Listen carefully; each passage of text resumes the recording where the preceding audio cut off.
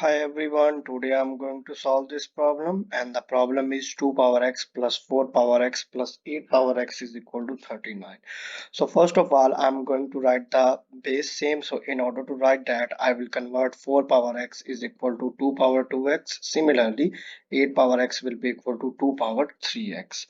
After this, I can substitute the value. When I substitute the value, I will get 2 power x plus 2 power 2x plus 2 power 3x is equal to 39.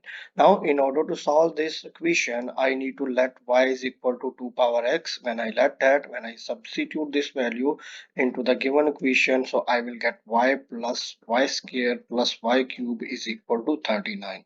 Now, we need to find the solution of this cubic equation. So we can find the solution of this cubic equation, and how we can find the solution. So we will see that we will use the hit and try used to find the solution of this equation. So I will try y is equal to 3 and I will substitute that value into the given cubic equation. When I substitute, I will get the answer that I will get. It will be a 39. That will be our equation answer. So this means y is equal to 3 will be our solution. Now, if you like my video, please subscribe, and also if you have any question related to this, please write that question in the comment. Thank you.